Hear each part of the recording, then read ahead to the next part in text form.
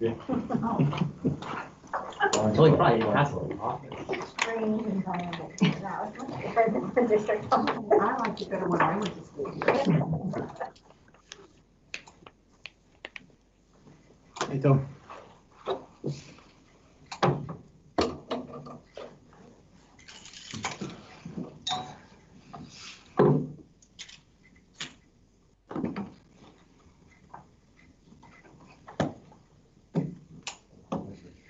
Mr. Becker, we're now live. Okay. All right, let's call this meeting to order with the Pledge of Allegiance. I pledge allegiance to the flag of the United States of America, and to the republic for which it stands, one nation, under God, indivisible, with liberty and justice for all. All right, can we have a roll call, please? Cindy Grassington. Present. Drew Hampton. Here. Josh Hoagland. Here. Greg Clebon. Brianna Majeski. Present. Josh Majeski. Here. Tony Serafini. Here. Tim Vogt. Here. Eli Yenzel. Here. 8 members present. All right, at this time, I'll make a motion to elect Josh Majeski, President Pro Temp. I'll second that motion. All those in favor, say aye. Aye. Opposed? Oh, you, Josh. Okay, so we will quickly remove me as the president here. So, how shall we proceed with this discussion? Is there anyone? We're going to open up nominations for president. We'll take those nominations, have discussion, and then a motion for electing if there are more than one. Does that sound reasonable to everyone? Yeah. If you just get one, If there's only one, then we don't have to right. drag it out. Is there anyone who wants to do it? Okay, Well, I will continue. I mean, okay. I will nominate Tim then, in that case. Okay, so we have a nomination for Tim. Are there any other nominations? Okay. Going once, twice. I'll give everybody a chance. All right, so have a nomination for Tim. Do we need to second that, Teresa, or since we just have one, it's just a Just a vote? nomination. All right. Yep. All in favor? aye. Aye. Aye. All opposed? All right, motion carries. Mr. President. All right, at this time, election of Vice President. I nominate Brianna Majeski. I'll second that. Any discussion? All those in favor say aye. Those opposed? 0. All right, we need somebody as a designated as PSB liaison. Do we have any volunteers? What was that, Eli? No, Tony. I'll do it, yeah. Great. I mean, it used to be something that they used to hold meetings and do things, but now they don't seem to. So we don't need to vote on that. No, it's just something, isn't it? Or is that a? Yeah, there is a motion. There is a motion, I believe. I put Tony's name in there. Oh, I move to appoint Mr. Serafini as our PSBA liaison. I second that. any discussion? All those in favor say aye. Aye. Those opposed? Thank you for volunteering. Yep, thank you. Don't know what it is, but hey. We'll find out. I'll send you some information. Yeah, you'll get information. There'll be a lot of emails and I'll maybe have some. my other PSBA emails that I get. So. Yeah. There you go. All right, there's two more agenda items on that. Can we do agenda item E and F as a block? At this time, the chair is looking for a motion for items E and F. So Second. Any discussion? The only oddity is we talked about the 18th of January, moved it off of that to no school, so it's the 21st of January, it's a It's Thursday. Thursday night. And then I assume at that time you'll probably move the committee meetings to that night too. Yeah. That would normally Yeah, be on that would night. normally be on that. Yep. Did anybody have any time changes that they wanted to bring up meeting wise that didn't work for them? They're the same as before, correct? Yes. No, we did make some slight The changes. facilities is different now, correct? Yeah, actually, we, because of going to 2 Mondays, instead of the first Monday and the third Monday, we're going second and third for facilities finance. So the second Monday would be activities at 6. We put that with there because there's not always an activities meeting. Then we go policy at 6:30, facility and finance at 7. On the third Monday is curriculum and negotiations personnel as needed. But the third Monday would be at 6:30 with the curriculum meeting in the high school library, And then followed by a board meeting. followed by a board meeting on the third Monday. And obviously that the curriculum and the negotiations, if needed, would be on the 21st. I guess that would be the only change for that January meeting, correct? Yes. Okay.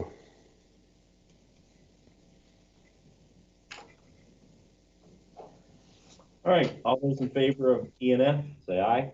Aye. Aye. 8-0. This is very optimistic, 1 per month. Well, yeah, absolutely. And we will always have the ability to, and that moving back the facilities finance to the second Monday gives us an opportunity to, if we need to, have a special meeting and be able to do business that day. Any board comment? Recognition of the public?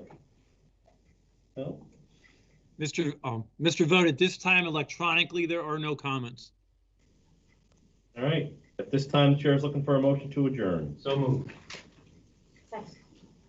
All those in favor? Aye. Those opposed? All right, meeting 1 in the books.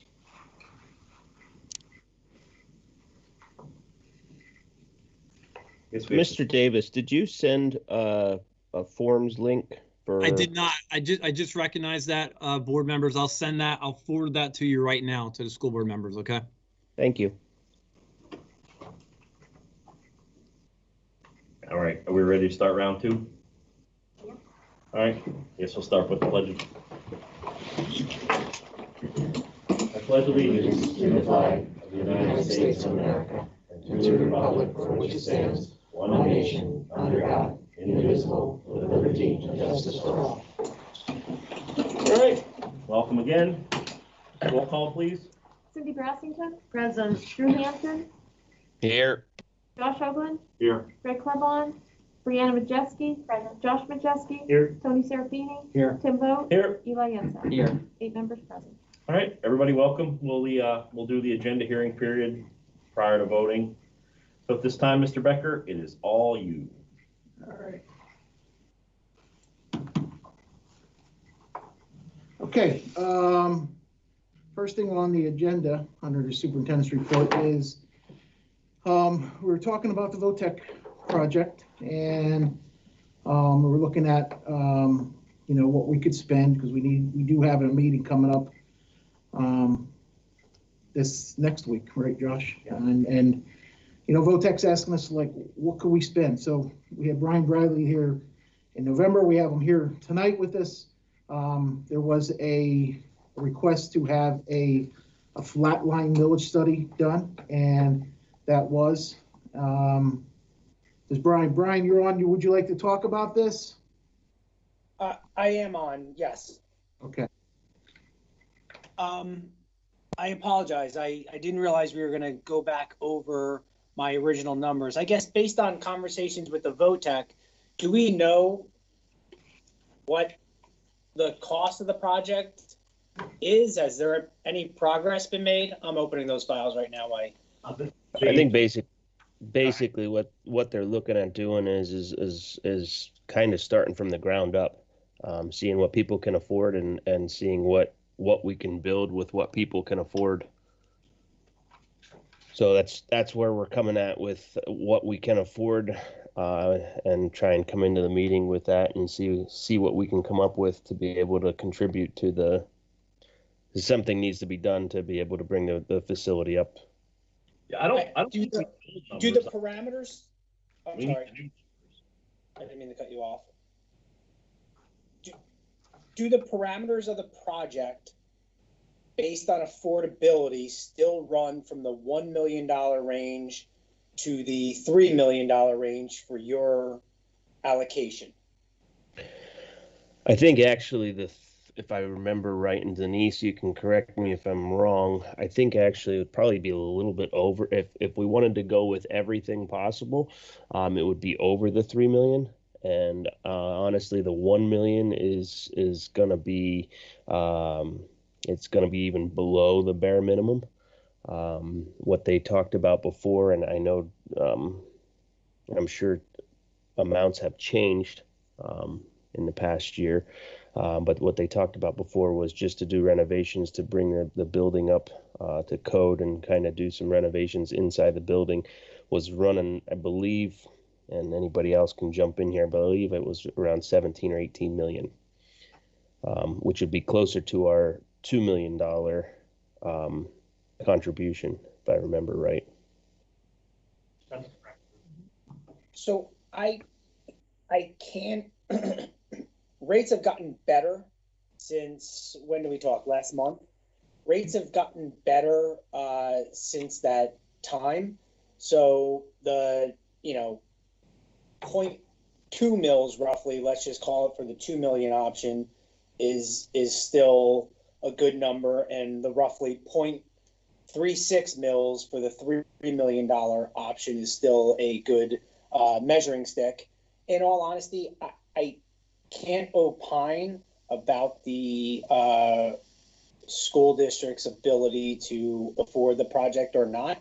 The one thing that I will say is fortunate is that other VOTEC debt is rolling off, as you can see in column 6 there. So there's $30,000 in your budget currently to pay for debt that's going to be going away. So, that's certainly a positive opportunity.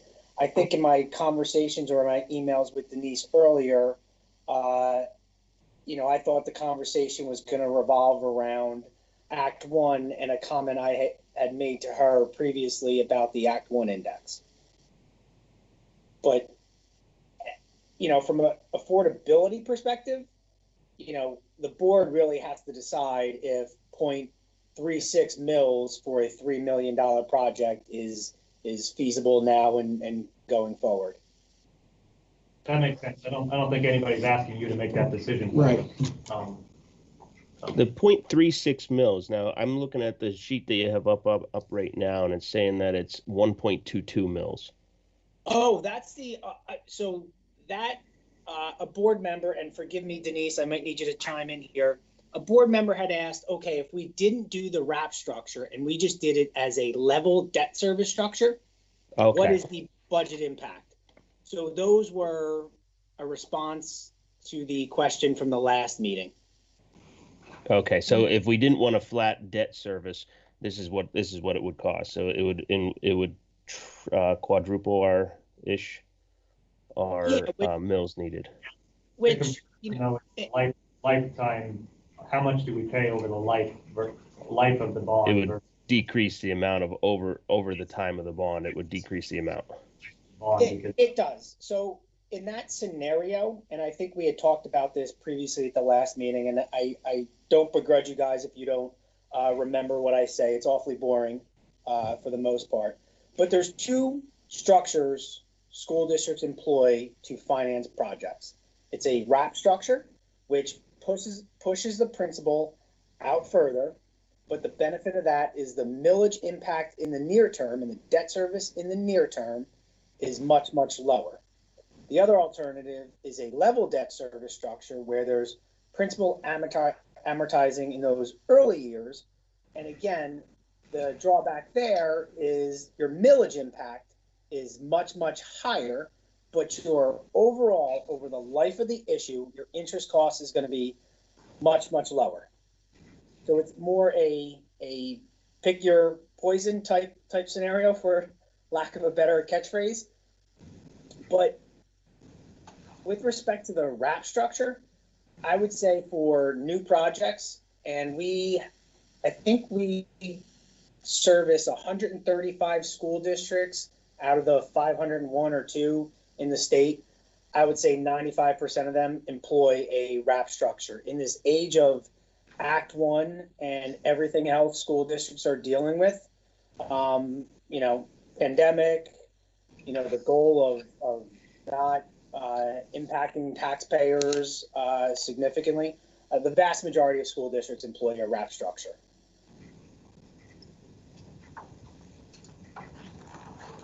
We're not voting tonight to take on new debt. We are just discussing what do we think we can take on in the future, in the near term, Exactly. in order to figure out this project. Now, the risk with that is where rates are now, and we make a decision based on what that looks like right now, which is probably, I can't see them getting much more favorable than they are now. And then it may take a year for the project to develop on the VOTEC side, and the markets for rates the market rates may be significantly different than this, but I mean, this is something for everybody to consider. There is a time risk between now and when we actually do take on the debt. So I guess in regards to that statement, I'm kind of on the periphery here of the VOTEC. And I know it's been kicked around for a while now. Is there kind of this is when the come to Jesus moment is happening and we need to have shovels in the ground and money in hand? With the change in structure at VOTEC, given that we lost a member school and many of the sending districts had significant changes in their boards, their leadership, and then also a change in leadership at VOTEC, we've essentially stepped back and said, okay, what do we actually need to do? What do we want to do? And what can we afford? And there's a steering committee that has been meeting for a few months now, trying to assess what is a reasonable path forward from here, pretty much starting from scratch. Knowing the details that were gathered before for the different projects, but most of that project work before was an expansion project that is really kind of off the table at this point. Okay. It's not completely starting from scratch, but it is kind of going back to square one and saying, okay, what can we afford? What do we actually need with the new configuration of VOTEC as far as sending districts, and go from there. The only thing with that, Josh, is that I don't know if the expansion was completely off the board. With 3 million, there is a possibility of expansion. Correct. Yeah, So, if you said it was off I meant the large. Yeah, the major huge expansion, the 34 or 36 million dollar one is definitely off the table. I don't think anybody agreed with that one. I think everybody came to the table and basically said that one's off. But depending on what the school districts, what the JOC comes back with at the steering committee would be where we were pointing towards and where we would be able to go. Just reiterating what Josh just said. But that's where we're at, Brian. I think that's a lot. I mean, pretty much that 1 million number keeps coming up for us, and it seems to be that we possibly could afford that. So is that where we want to be? I mean, the $1 million number on a RAP. So that is the level debt service structure. So I wouldn't use that for our discussion on the. I just changed it back to your November. So the RAP structure I have up now. Oh, what I see on my screen is the level debt service structure. Yeah. I think it's still a level debt there. I don't think we. That's connected to this. I have it. You got a different screen. Yeah, trying. So I think that was Tim that was talking. To answer your question with respect to the $1 million scenario, and however the VOTEC goes, but that's basically, and again, I'm not a taxpayer, but basically that's zero millage impact. That's 0.03 mils. And that kind of just dovetails given where rates are right now with the existing roughly $30,000 you're paying. So that new project will cost you roughly the same dollars, but instead of that going away in 22, it'll continue through 38. So really the $1 million scenario, for lack of a better term, is essentially break even. I'm sorry, I was on the wrong tab. There it No, is. you're good. Did I revert? I probably reversed them when I said the level debt service. I Wrong tab. apologize. So yeah, if you look over in that column 14 there, you see that millage impact is 0.03. And really, if you look at column 6, which is your existing VOTEC debt, which is 29,000, let's just call it 30, if you'll humor me, in 21 and 22, and in column 8 there, you'll see the debt stays roughly the same, with $1 million for the project. Denise, how much money did we put last year in that? 80,000. 80,000. Hey Denise, real quick, looking from 21 to 22 there, when we were looking at our, I guess would 21 would be the budget that we were we're starting to work on now, correct? 21, 22, correct. So that on the fiscal year ending, it would be 22 would be the one that we're working on, correct? Correct. So, and we have accounted for that $400,000 new debt service. Yes. Okay. I just glanced at it and I saw there's quite an increase there from 21 to 22. Yeah. So with us putting that 80,000 in that fund last year, and if I don't see this project getting off the ground for at least another 2 years, maybe 3, we would at that point have an extra 240s laying here. So we technically could tell them 1.2 million. Yeah, so we'd have the. If we that continue to cash, put that 80 we'd have there. that cash, and that's also being considered in our budget, right? Like going forward. Yeah. So, right, and so if 1 million is essentially zero impact millage wise. Right? So if you go to that $3 million scenario, just scroll down, I think it was. All right, so that 3 million scenario, if you look in column 8, given the debt that's falling off, the $30,000 that we alluded to previously, your real millage impact from max debt to new debt is that column 10 there, which is your budget impact, $56,910, which is basically 0.4 mils in column 14 there. So effectively, unless I'm mistaken from what I've heard on this dialogue, you've kind of, based on rates today, have established money that you need to pay for the project a few years down the road. Did I misinterpret that conversation about the 80,000? No, that's correct. Starting last year, we budgeted. It would be this year. Right. It would be the budget that we're in this year. Right. We have 80,000 budgeted for the 2021 year. And the new budget we're working on, the 21-22 year, we have 80,000 budgeted.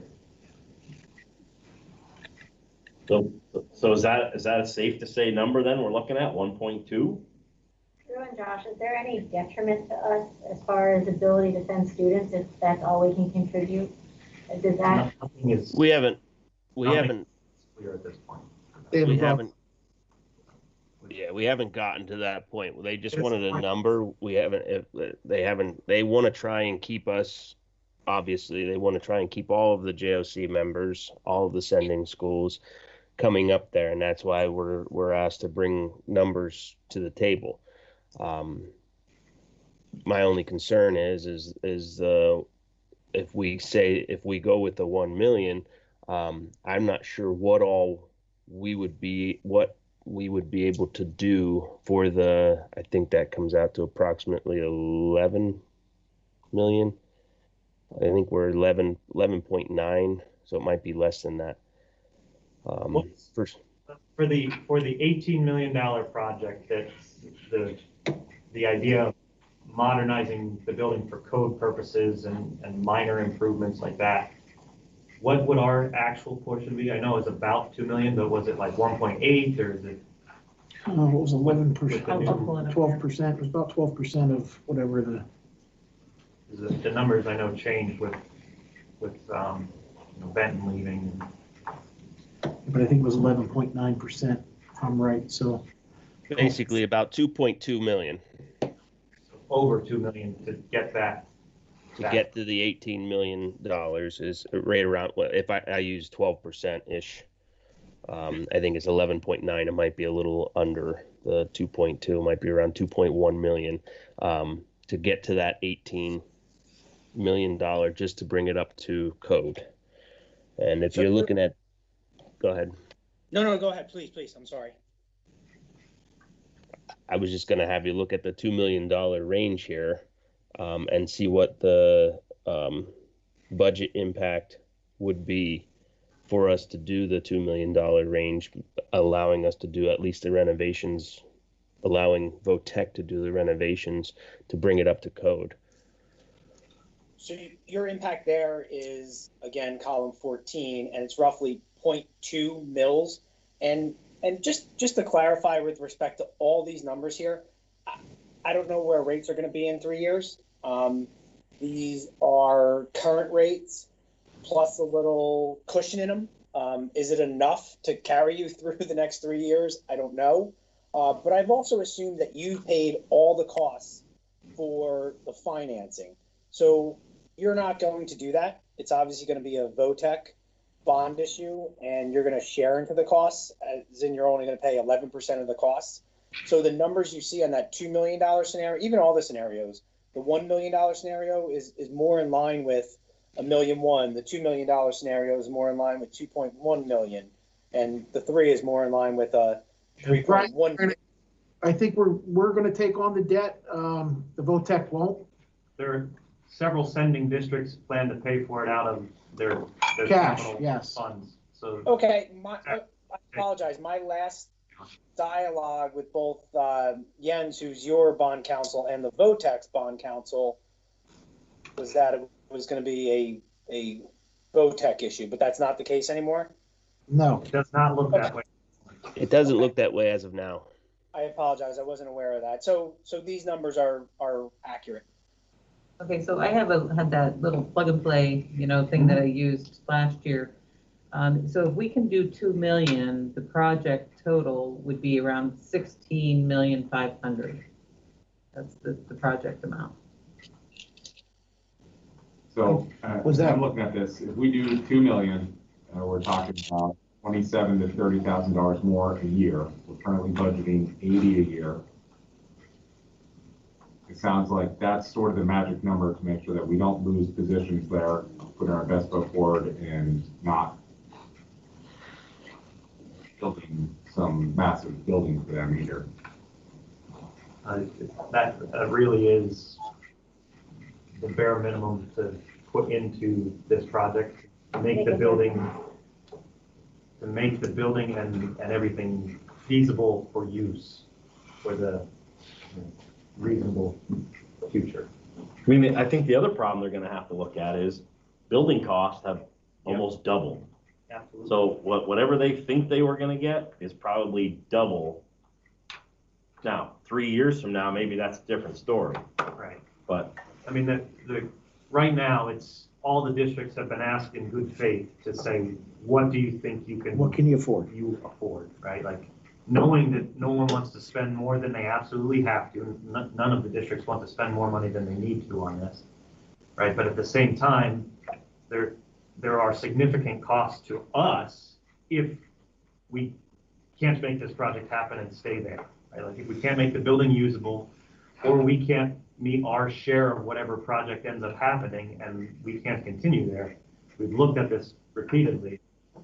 Cost to Southern Columbia for going elsewhere to get the same level of instruction for students is significant. There's cost there regardless. But we also figured that it was gonna be save us money if we went to Northumberland County. No, Yes, we didn't. yes, Not in the because you net. guys figured in your cost that we were gonna send people and pay to send them to VOTEC, when We have to. VOTEC's already made it clear that they're not gonna take us, But we so. would have to send those students elsewhere by state law, just like Yeah, we have to pay. at least 10% them somewhere.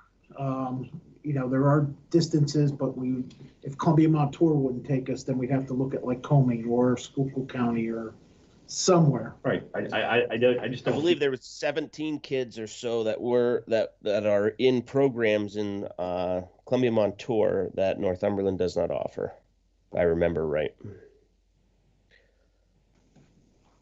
Right, but I don't think we can use that as it's gonna cost us more money. I don't think that. How does it not cost us more money? It's Because- just like cyber school. We don't have a choice. Well, Tim, if it doesn't cost us more money, we're just telling the kids that they can't do any of the programs that were offered at Columbia Montour. Yeah, though even, the state law doesn't let us do that, just like it doesn't. Exactly. Not pay for cyber school. We So, have Mike, to. but we were gonna look into that mileage thing. So at a certain distance, if Northumberland County is the only thing that's available, we don't have to pay to send them somewhere else, because we were gonna look into that. So that wasn't in it. Do we have those I can results? check into that, but I'm not sure. I remember hearing it at a meeting like over a year ago, and I wanted to say that we were talking about all the way out to New Berlin would be an option. Yeah, I know it was pretty good distance. I thought at the time when it was discussed, the distance was significant enough that it encompassed enough other options that we would be on the hook for paying for that plus the additional transportation costs. That's what, if that's not the case, then that is a different discussion. Then it's a discussion of, do we want to limit the choices of, apparently there's 17 or so students right now that would be directly impacted. That's a different discussion than we absolutely have to pay for it no matter what. It becomes a decision for us then, rather than we just have to pay regardless. What do we currently pay to Columbia Montour VOTEC each year? I don't have that in front of me. Give me a second here. Just a ballpark. There's the debt service that Right. we pay, our portion of it, which is approximately $30,000. And then Denise, I think, is pulling it up now, but I want to say it's like 700,000. Something like that. It's a per student. And so in the past, we've looked at Northumberland costs a little less per student, but they don't offer the same programs. So what they're saying is, we may be locked in that we have to offer them those programs, in which case we're not comparing against Northumberland, we're comparing against, we don't know what. Right. Right, and for the estimating that we did before to compare Northumberland County, and then, add on the VOTEC, programs that we would need to, we used Columbia Montour's cost structure for that, which was 15,000. Yeah, I think it was something like that. And do we know, does Northumberland even will they even take our students? Yes. Yes, they would. Yes. Several board members poured, what was that, in the spring? So the facility is in good shape. The programs they offer are sound. It is a good program alternative. It just doesn't offer everything that Columbia Montour currently offers. There's seven programs less. Is that what it was? Yeah, several, maybe 7. That's what I was thinking 7. When is our next meeting here compared to the next VOTEC meeting? Because they're trying to get the answers. The steering committee meeting is next Tuesday. So that's when they asked us. They asked back in October. We did not have a meeting in November, so we asked back in October to be able to have a number. And again, I don't believe it's necessarily written in stone. This isn't us. We're not committing the district to this debt. This is what do we reasonably, in good faith, think that we can afford. Right. Yes. discussions. Here's what I suggest. I suggest we tell them that for budgeting purposes, count on 2 million from us, and we need to get answers really fast as to the questions we have on how far would we have to send kids if we weren't there. But at least for the purpose of giving them an answer, I'm comfortable telling them $2 million. I'm on for $1 million or 1.2. I think 2 million makes sense if we want to stay there. I say 2 million as well. We're not looking for a motion here, we're just. No, it's- I need a consensus to take to the meeting. That's all I need is a consensus. I mean, obviously, we'll convey that, you know, it's uncertain still for us, but I mean, I think that's clear regardless, but I do want to, like, we talk about the millage being level or the millage impact being minimal for even a $2 million project, but, right, that's still money that could have gone to balancing the budget otherwise, right? Like, so just because it doesn't require an increase per se versus the retiring debt service that we're seeing, it does have a direct impact on our ability to offer programs here or. I mean, any money we're spending elsewhere is the money we're spending here. Exactly, so just that shouldn't get lost in this discussion. No, I just think, you know, for our purpose and theirs, if we're not figuring out 2, as far as what it's gonna cost us to stick with them as our comparison. It sounds like if we come back with 1, that project's dead and it puts that participation perhaps in jeopardy. And so, you know, I think our next step would be, we gotta figure out, does chipping in 2 million to maintain that level make sense for us? But it just sort of seems like that's the number that we need to chip in if we're staying there. We could be at that stage even with 2 million, because the rest of sending schools could 2 say, million may not even be in. right, no, we have to do this.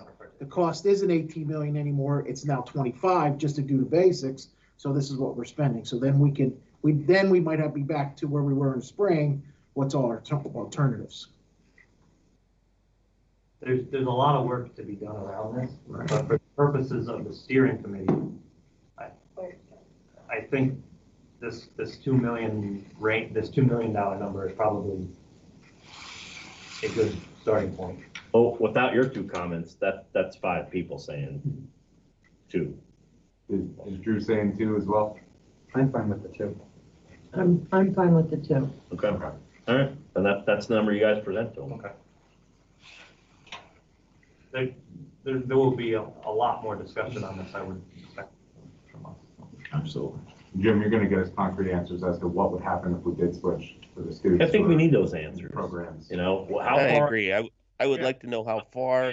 It absolutely, because it changes, if nothing else, it would change the discussion from, we have no choice and have to pay, right? So therefore, this is what it looks like in that world versus we Right. now have a choice. Do we want to offer these programs or do we want to restrict students, right? And those are 2 very different discussions for the board to have and for the public to be engaged in, really. Right. Changes it completely. I'll have that for you, put it for any letter. Great.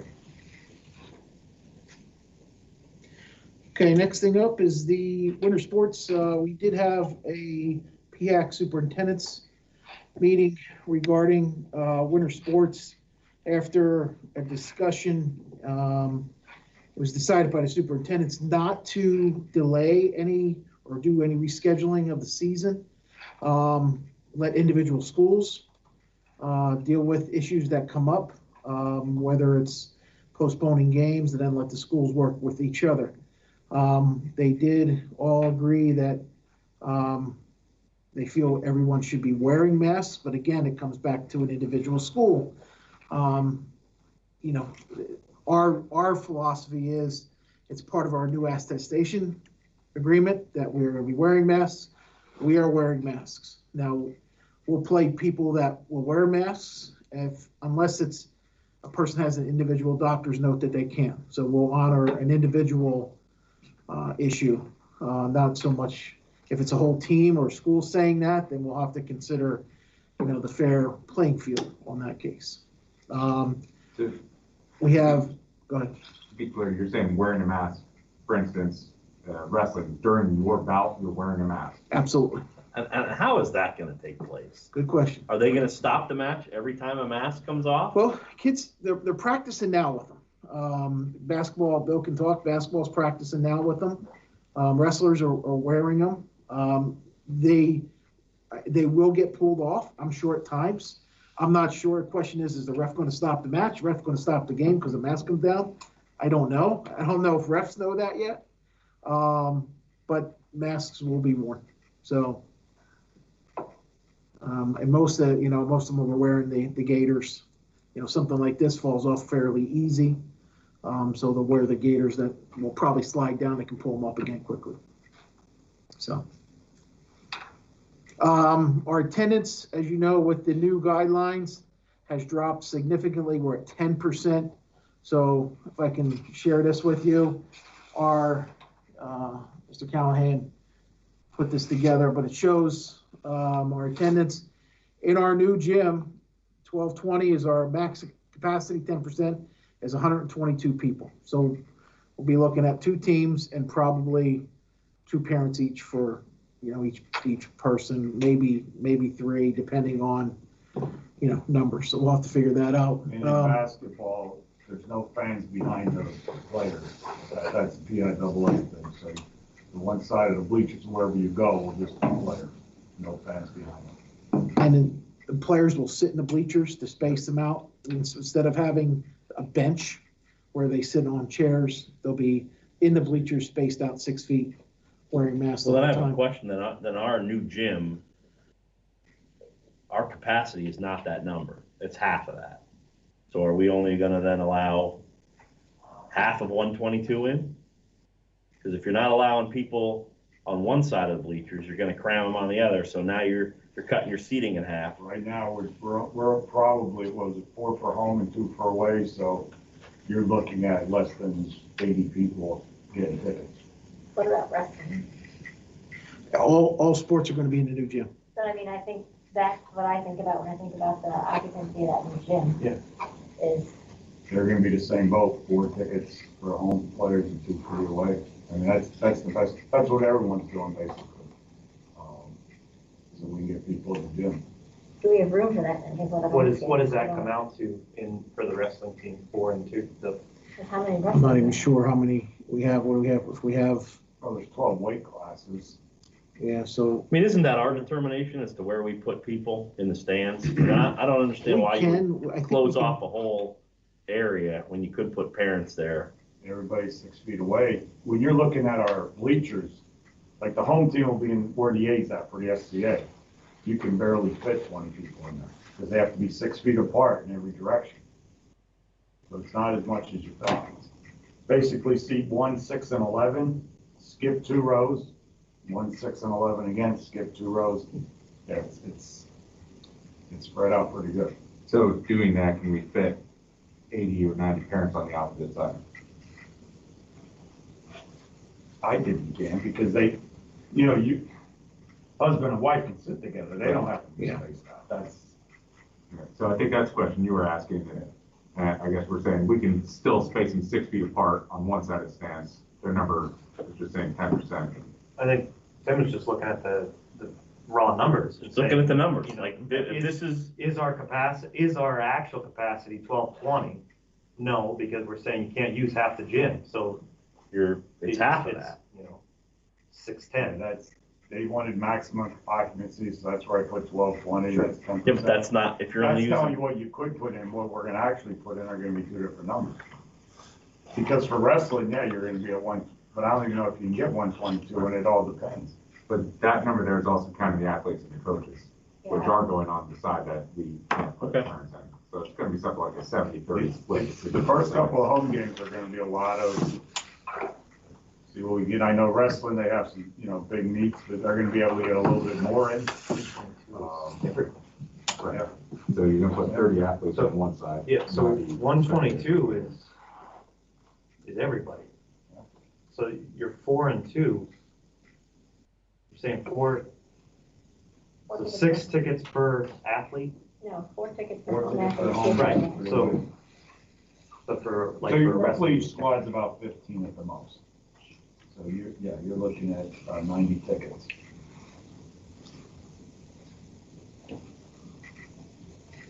And I would think to save money, why would we even pay a ticket taker?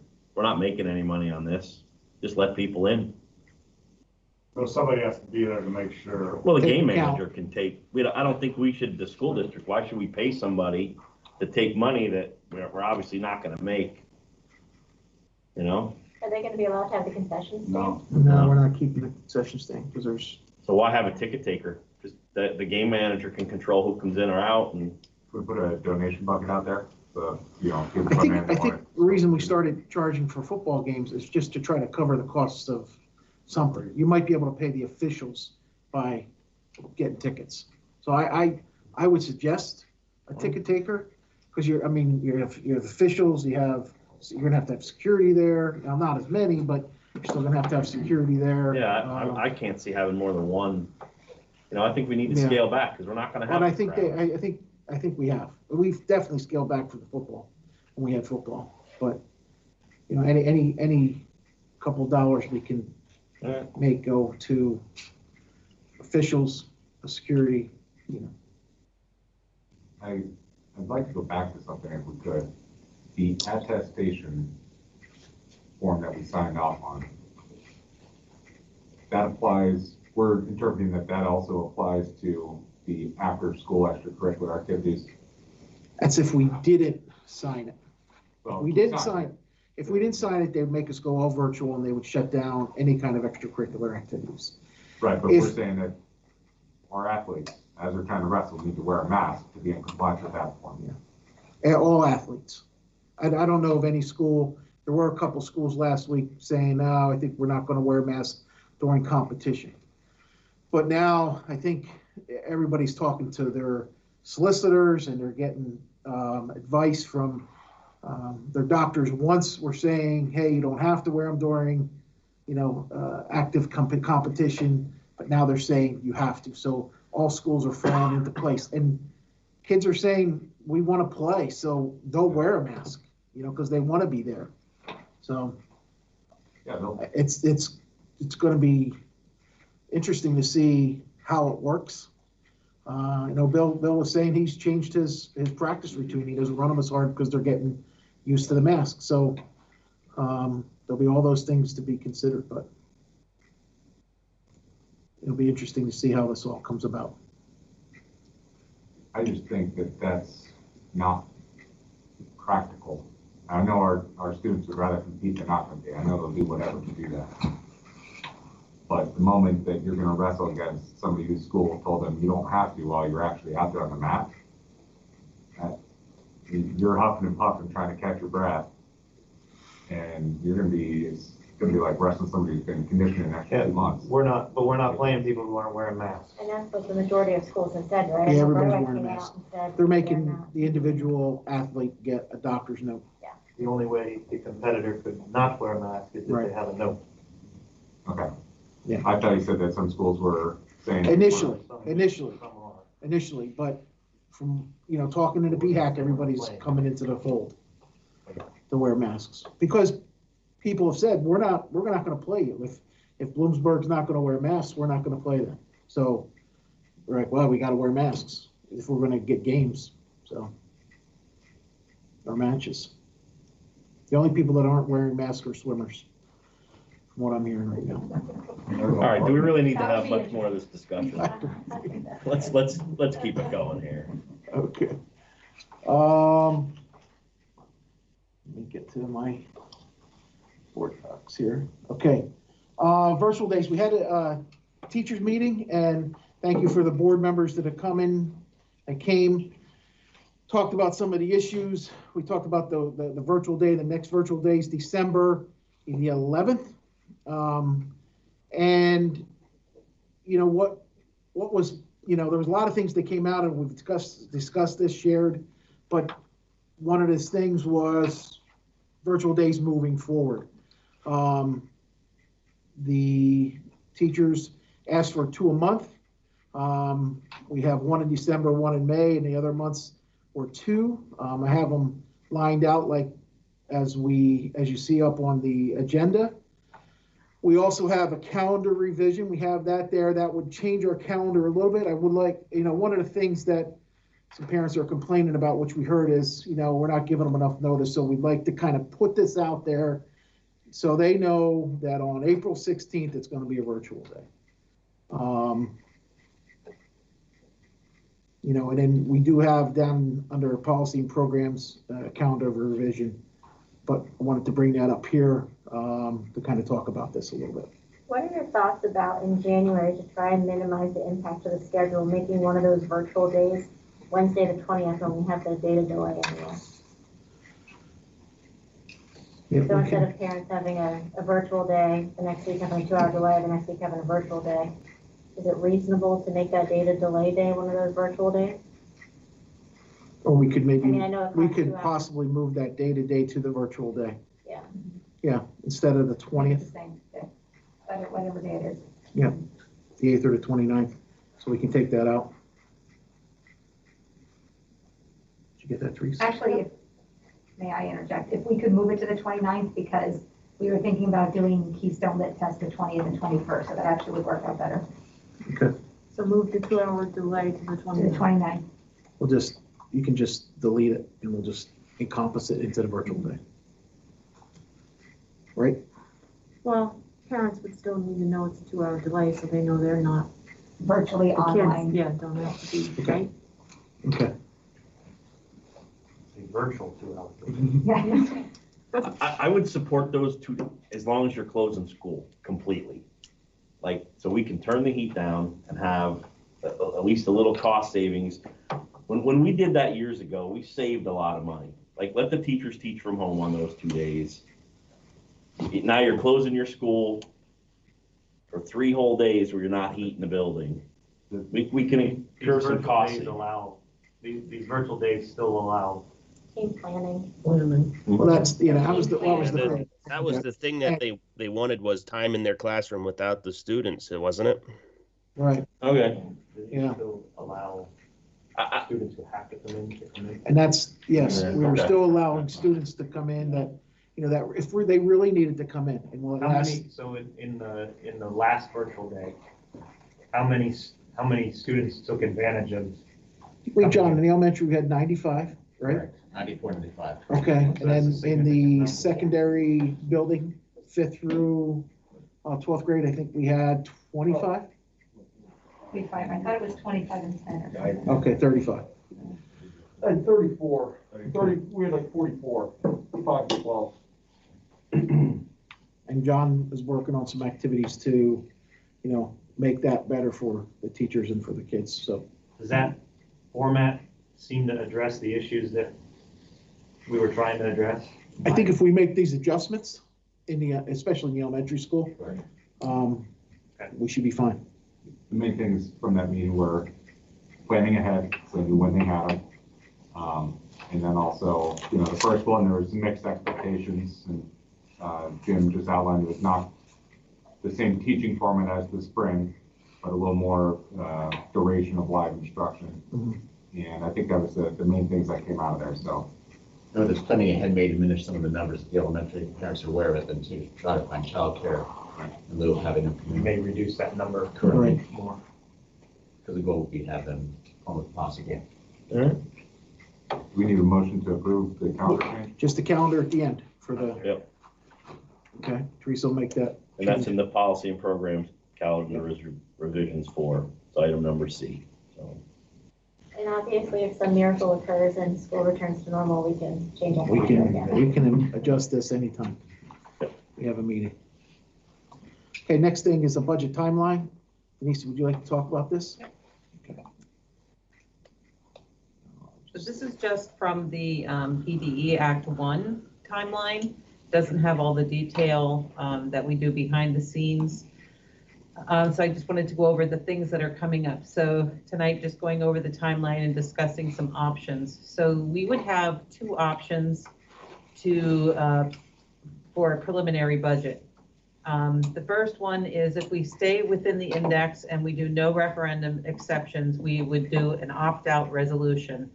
The district agrees in that resolution to not increase the taxes above the index, which is 3.9% this year. The second option is our normal timeline that we've been using over the years where we're intending to go to the index, which is at 3.9, and we want to apply for referendum exceptions. So those would be the two options that we would have. And with the normal one, the second one that I'm talking about, that involves we have to advertise, display, and then we would adopt a preliminary budget. With the other one, the opt-out resolution, we do not adopt a preliminary budget, and we just continue on with our normal budgeting as the numbers start coming in and working on, the items that we need to work on. So that decision we will have to make at the January 11th meeting. So I just wanted to put that out there tonight. That would be for the Facilities of Finance meeting, where we would decide which direction we are going to go. And then January 21st, we would do the resolution for the opt-out, or we would do a resolution authorizing the proposed preliminary budget to be viewed and for the public posted, and we'd be advertising for that. And then, so the other things on this calendar, so December 15th, that's the tax certification deadline for the Sterling Act. So that is for people who work in the Philadelphia area and are taxed. I have to do a reporting for that. So that is coming up next week. December 31st is our deadline for the homestead farmstead applications to be mailed, and I'm already got Northumberland County's paperwork in for me to go through and approve for that to be mailed out. I should be getting Columbia County sometime yet this week. Let's see what else is on there. The rest is all just the same things, advertising and such. So we could have a discussion about which direction the board is interested in going, or we could save that for the Facilities of Finance. Let's say what's there for the Facilities Finance. Give you some time to mull it over. There's more detail on the PDE website. If you want more detail about the differences in the two. The only thing I would say is that we have not qualified for the last few years for the referendum exceptions, which allows you to go above the index. And our budget has not changed that much, that I still think just doing the preliminary numbers, we're not going to qualify again. So, but I would encourage you to, go to the PD website and read more about the two differences. For the January 11th finance meeting, what will still be uncertain in the preliminary budget? Big number of uncertainty. There was a lot that was estimated. Yeah, there's going to be like the revenues will not be certain. A lot of those. I may or may not have the VOTEC numbers by then. So that's another one I'm usually waiting for. We'll have the propane bids tonight, so that'll help with the buildings and grounds. Other than that, and maybe a few items from the admins in their budgets, if we haven't gotten like the renewal amounts for some of the softwares and things like that. But pretty much I think we're pretty close to where we're going to be, with the exception of knowing the revenues. Okay, that'll be helpful for that meeting, for that discussion. I don't anticipate there being a large appetite for anyone wanting to exceed the index limit. Oh, I totally agree with that. I don't think that's the not path even that we will want to take, but it may make sense to have a conversation about leaving that option open by following that path, even if we don't intend to do it. That would be that. I just wanted to make sure we knew the dates and the deadlines that we have coming up for each option. At that January 11th meeting, can you give us a rough idea of what part of the budget is still estimated? So, like, hey, about 2 million of the budget is an estimated number. Very rough. That way, if we want to have some kind of fudge factor to make sure we're covered, how much to apply to. Okay. Right, I don't think you want to rule yourself out, like Josh said, because we could get some kind of crazy number back from the state saying, hey, we're gonna cut your budget by X amount of dollars. And that may be your only way to survive, is to, you know. Well, and federal programs, I usually don't get the allocations until like May, so Yeah. that's hard to. Yeah. We may not we haven't used it in the last few years, but we may not want to. Oh, we haven't qualified too. Right. Was it 2 years, I think, we haven't qualified. And with that other option, you can also do a referendum, during the election season and put a referendum on if you wanted to go above the index, but you have to have voter approval for that. Typically, in this state, there's only been, 1 or 2 schools that have been able to get that through, so. Not many. Yeah. So following that path just leaves those options open. It Yes. doesn't prohibit us from raising, like we can lower taxes even Yep. if we wanted to, Yeah. Yep. for example. Okay.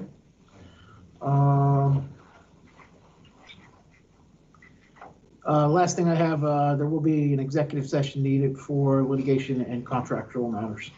We'll do that after the meeting. All right. At this time, the purpose of the agenda hearing period is permit residents in the audience to make a statement to the board of directors on action items on the agenda. At this time, we'll take comments from Mr. Davis, if you have any, or our 2 guests tonight. Mr. Vogt, I do not have any comments at this point. Nothing? All right, items fiscal. Does anybody have a problem voting A, B, C, and D as a block? What's, D would be, I'm assuming we're taking the low bidder on that, would be Copies Propane. as long as we know that, I have no issue. Yep. Absolutely. We opened the bids today, and Copies was the lowest bid. I can tell you, very, very reliable company. So moved. Second. Motion by Josh, second by Bree. I'd also, in discussion here, I'd like to thank the Elysburg United Methodist Church for their donation. Every little bit helps. Yep. Thank you. Thank you. Yep, they donated $275 to go to student lunch account. So thank you to the Elysburg United Methodist Church. All right, at this time, all those in favor say aye. Aye. Aye. 8-0. Items personnel, action item A, B, C, D, and E. We vote those as a block. What was the correction? Just, He was accidentally approved as the head junior high, Okay. and we already have one. okay. Make a motion. Motion by Bree, Second.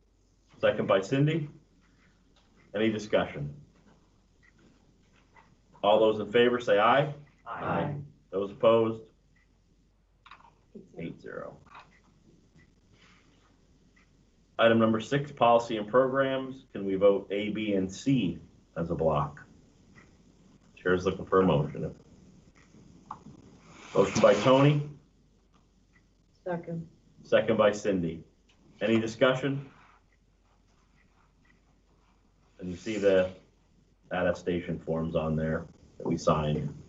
Yeah, not necessarily a discussion. I'm not thrilled with part of what came along with that attestation form, but I think we all agree we'd rather have our kids in school, so it's not like we have a whole lot of choice here.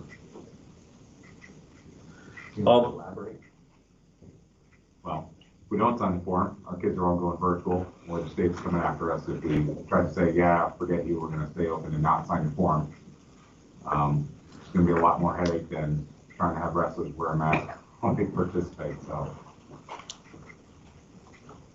Any other discussion?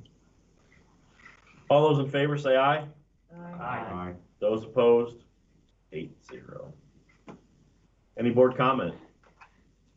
I just wanted to say thank you to, I think it was the elementary staff that did the winter coat drive for the elementary. I checked in with Mr. Dieter before we went on the long Thanksgiving break, and there were no unmet needs. So thank you to all those staff members that donated. And on the same note, I talked to Mrs. Snyder, and it sounds like all of the angel tree needs have been met. So thank you to all the staff and community members that helped with that.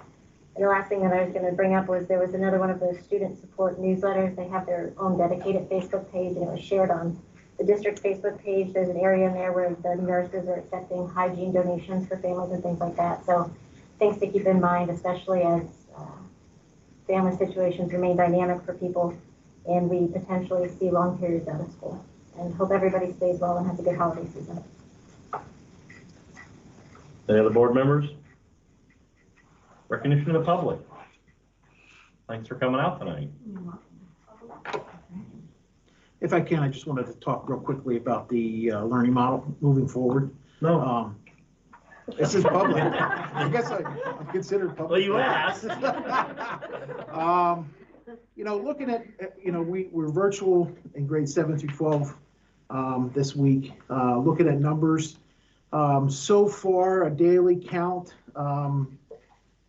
I think my projection is we're still going to be substantial at the end of this week. Those numbers will come out Thursday. We'll see them Friday or Thursday, probably evening. And then they'll make their, they'll actually name the week the following Monday. But,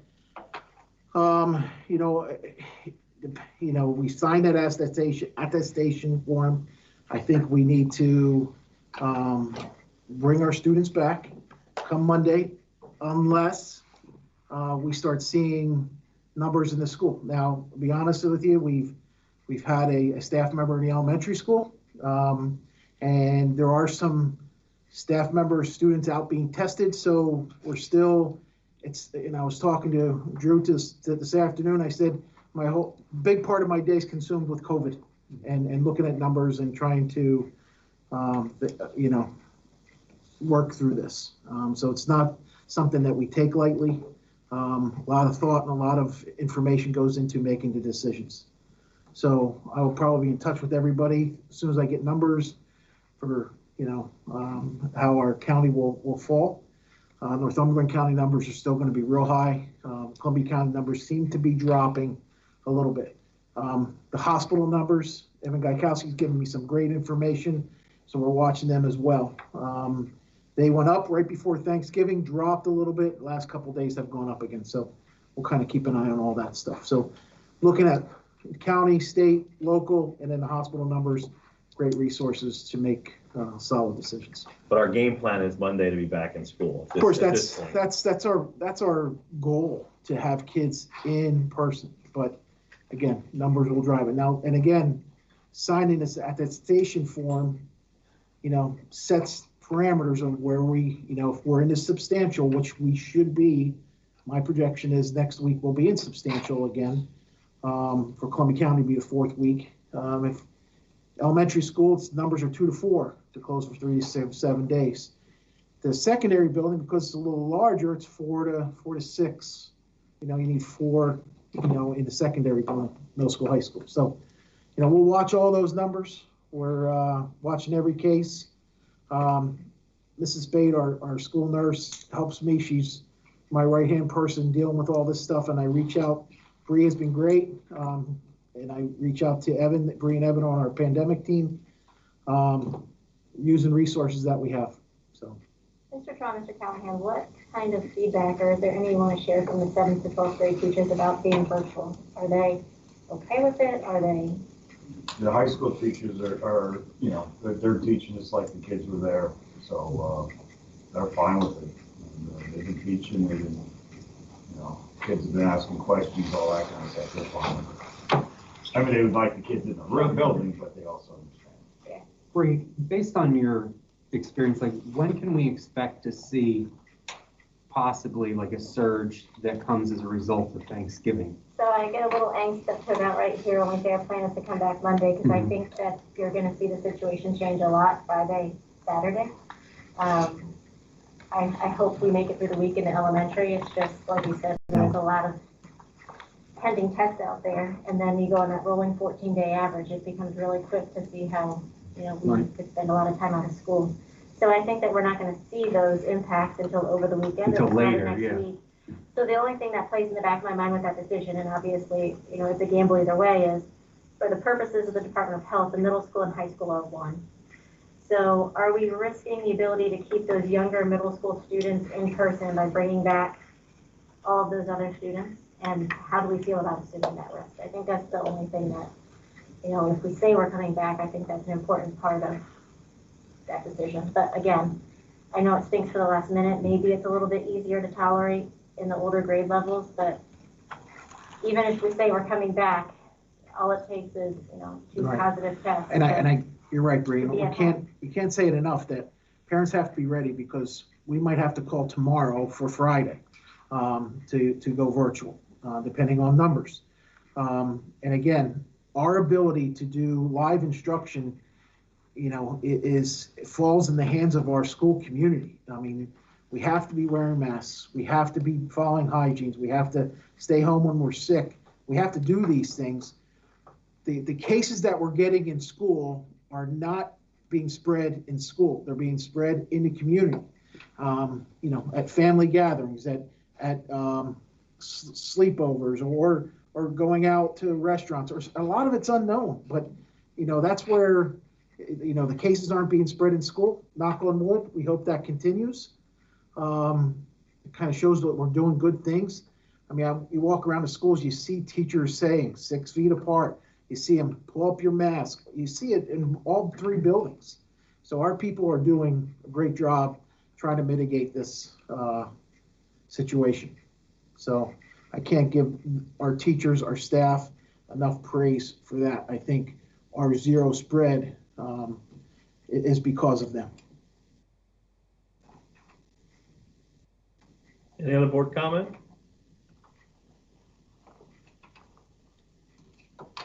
Mr. Davis, do you have any other comments? Mr. Vogt, at this time, I have 0 comments. You sure that's working? Mr. Majeski, I believe the internet is working correctly. I think there's 33 people on the meeting right now, public. Okay. All right, this time Chair's looking for a motion to adjourn. So moved. Motion by Bree, second.